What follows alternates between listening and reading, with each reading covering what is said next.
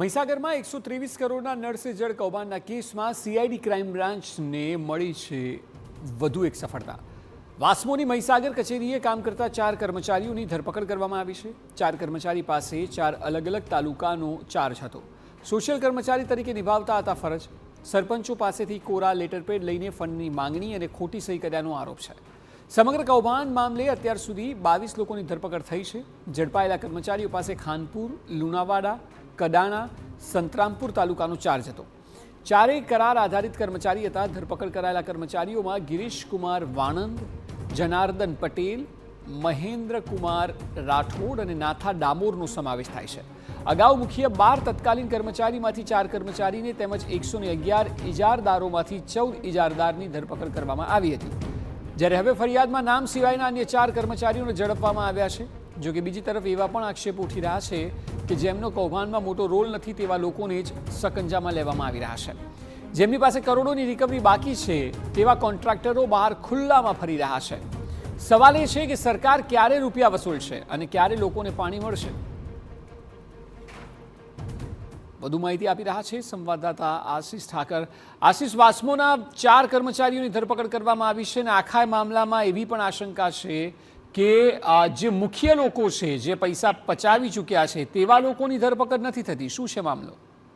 જી અક્ષય, જો વાત કરવામાં આવે મહીસાગર જિલ્લાના નળ સે જળ કૌભાંડની તો 123 કરોડનું મત મોટું આ કૌભાંડ છે, જેમાં ફરિયાદ 22 જૂને તત્કાલીન જે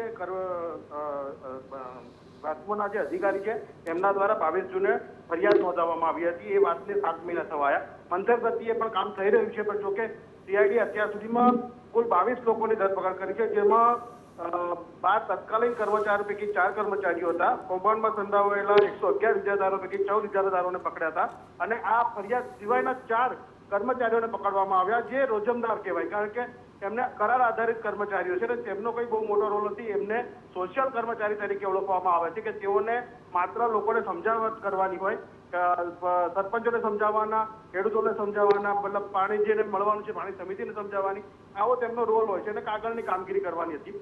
એ લોકોના પર આરોપ એવો લાગ્યો છે કે તેઓએ સરપંચો પાસેથી કોરા લેટરપેડ લીધા અને તે ફંડની માંગણી કરી। જો કે ફંડ જે તે ખાતામાં ગયું હશે, કર્મચારીઓના ખાતામાં નથી ગયેલું, પણ છતાંય સીઆઈડીએ આ કર્મચારીઓની ધરપકડ કરી છે। અને અત્યાર સુધીની વાત કરીએ તો જે વંશગતિએ જે ચાલી રહી છે કામગીરી, તેમાં જે મુખ્ય આરોપીઓ છે કે જેમણે મોટું કૌભાંડ કર્યું છે એમાંના મુખ્ય 9, એમાંથી એક જ હજી સુધી પકડી શક્યા છે સીઆઈડીઓ। અને જે 8 આરોપીઓ છે કે જે મુખ્ય આરોપીઓ કહેવાય કે જેમની પાસેથી મોટાભાગના 123 કરોડમાંથી 75 કરોડ જેટલી રકમ માત્ર એ 8 જણા પાસે છે, એવા લોકોને હજી સુધી સીઆઈડીએ પકડી નથી શકી। ગ્રામજનો દ્વારા સીઆઈડીનો સંપર્ક કરીને તેમના લોકેશનો પણ આપવામાં આવે છે, તેમ છતાં પણ તેમની ધરપકડ કરવામાં નથી આવી રહી। ત્યારે સીઆઈડી પર પણ ક્યાંક ને ક્યાંક કેટલાક સવાલો ઉભા થઈ રહ્યા છે। તેમ છતાં આમ તો જોવા જાય તો 22 જેટલાની ધરપકડ કરી છે। કેટલાકે જામીન અરજી પર મૂકી હતી, પરંતુ કોર્ટે જામીન અરજી ફગાવી।